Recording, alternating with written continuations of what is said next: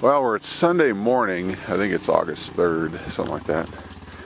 And I don't recall if I made a video yesterday or not. But anyway, one of the things we got at Walmart was a submersible sump pump to go down that well right there that's covered with some garden hose to be able to have a source for water for mixing the concrete. And then a little trough for overflow water to put water in.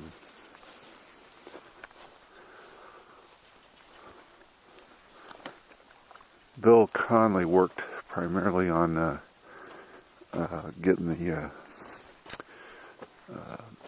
forms made to pour kind of a floating footer here for the door in this framing wall. So hopefully we're gonna get that going today. Got the tractor back here. Unfortunately though, Michael had a little bit of a breakdown on the tractor, but we got it in place. And we'll see what we can get taken care of on that. But you can see the wall is coming along. We still got quite a bit of height here, especially on this corner. We basically have to get to 96 inches above that. You can see the rebar down in there, and hopefully we can get that poured. And basically David's been working on one side of the wall, I've been working on the other. Michael's been setting tires and helping each of us out. Bill will come in and help us out, pack tires. The other thing that we kind of came up with, Michael did, and I'm going to take you back here to the back real quick. He's got two old mobile home trailers that he was scrapping one of them out, and one of them he thought he would try to restore, but then we kind of asked the old proverbial question of what's the chances of that ever happening, and he kind of realized it'd probably be slim to none. So what we're thinking of doing is you can see the frame there coming up on it. We got them pulled over on their side so we could access the framing on the bottom.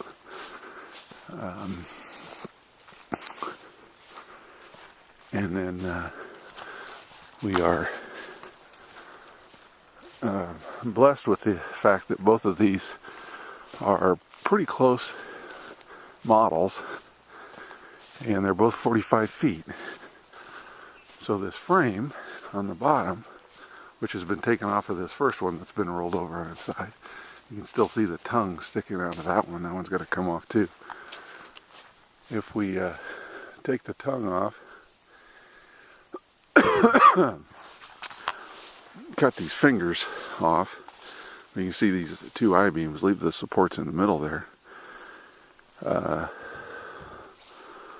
That is 45 feet long. So if we cut it in half, perfectly in half, that gives us 22 and a half feet. And that gives us 4 of these sections. And we'll use those for the beams for the roof support. So again, these fingers will be whacked off, and it'll just be basically the I-beam ladder that you see cut in half in the middle to give you 2 sections, and that's going to be the roof beams. And so you can see on this one also, it's get that one pulled off. A little dewy this morning. Well, it's been dewy every morning because it gets really pretty chilly here in the morning at night, unlike Iowa, where if it's 90 degrees during the day, it's going to be about 88 at night. Here, not so much. So you can see this one's still on. Got to get that pulled off and get the axles removed and the springs and that sort of thing, and then get it cut. And that's kind of where we are. And this is Sunday, so we got to really hammer it out. you know, the original plan is, the grandiose idea was that the tire wall would kind of be almost done by the time David and I got here, and then we'd move on to doing the bond beam and doing the roof. But for those of us that have been here, we know how kind of labor intensive it is to pack those tires, especially in the heat, 90-degree heat or more. It really kind of takes it out of you, and again, none of us are spring chickens. So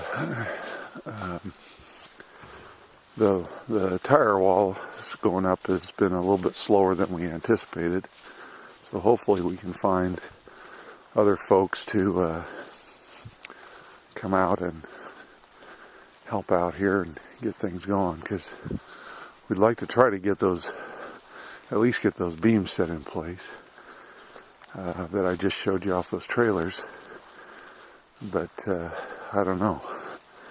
I think we're going to set them directly into the bond beam and weld the rebar for the bond beam right onto those ends of those I-beams. So, and then they'll be embedded in that bond beam. It'll be just one big unit.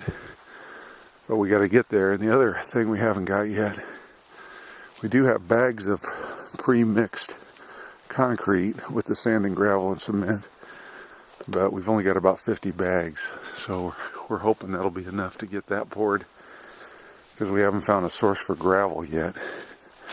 And we'll have to get gravel, some pea gravel delivered out here to continue pouring cement or making cement.